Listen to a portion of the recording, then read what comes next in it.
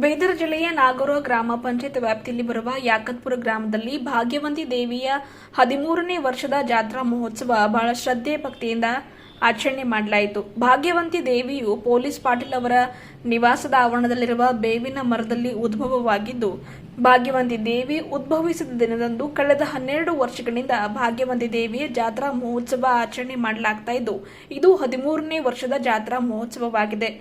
ದೇವಿಯ ಕೃಪೆಗೆ ಪಾತ್ರರಾದವರು ದೇವಿಯ ಮಂದಿರಕ್ಕೆ ಬಂದು ದೇವಿಯ ದರ್ಶನ ಪಡೆದು ಪುನೀತರಾಗ್ತಾರೆ. ಈ ಜಾತ್ರಾ ಮಹೋತ್ಸವ ನಿಮಿತ್ತವಾಗಿ ಭಾಗ್ಯವಂತಿ ತಾಯಿಯ ಮೆರವಣಿಗೆ ನಡೆದಿರುವುದು.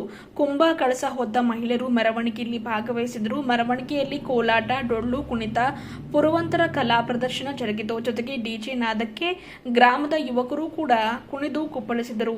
ಈ ಕುರಿತಾಗಿ ಗ್ರಾಮದ ಮುಖಂಡರಾದ ಪೊಲೀಸ್ ಪಾಟೀಲ್ ಹಾಗೂ ಯುವ ಮುಖಂಡರಾದ ನರಸಪ್ಪ ಜಾನಕನೂರ್ ಅವರು ಮಾತನಾಡಿ, ಪ್ರತಿ ವರ್ಷಾನುಸಾರ ಈ ವರ್ಷವೂ ಕೂಡ ಭಾಗ್ಯವಂತಿ ದೇವಿಯ ಜಾತ್ರಾ ಮಹೋತ್ಸವ ಗ್ರಾಮದ ಹಿರಿಯರು, ಯುವಕರು ಎಲ್ಲ ಸೇರಿ ಮಾಡಲಾಗ್ತಾ ಇದೆ. ಬರೀ ಯಾಕತ್ಪುರ ಗ್ರಾಮವಷ್ಟೇ ಅಲ್ಲದೆ ಸುತ್ತಮುತ್ತಲಿನ ಗ್ರಾಮಸ್ಥರು, ನಾಗೂರ ಗ್ರಾಮ ಪಂಚಾಯತ್ ವ್ಯಾಪ್ತಿಯಲ್ಲಿ ಬರ್ತಕ್ಕಂಥ ಎಲ್ಲಾ ಗ್ರಾಮಸ್ಥರು ಕೂಡ ಮಹಿಳೆಯರು, ಮಕ್ಕಳು ಭಾಗ್ಯವಂತಿ ತಾಯಿಯ ಒಂದು ದರ್ಶನ ಪಡೆಯುತ್ತಾರೆ ಎಂದರು.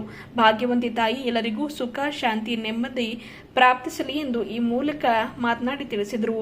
ಈ ಸಂದರ್ಭದಲ್ಲಿ ಗ್ರಾಮದ ಹಿರಿಯರು, ಗಣ್ಯರು, ಮುಖಂಡರು, ಮಹಿಳೆಯರು, ಮಕ್ಕಳು ಭಾಗಿಯಾಗಿದ್ದರು.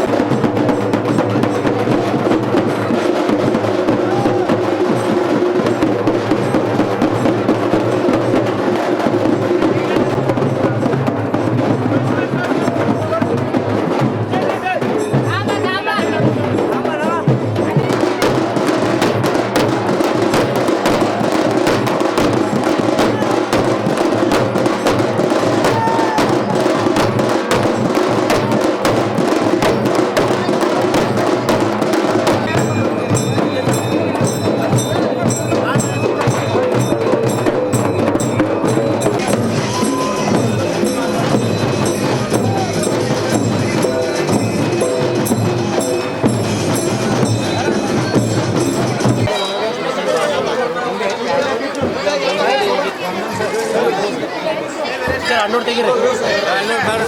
ಸ್ಪೆಷಲ್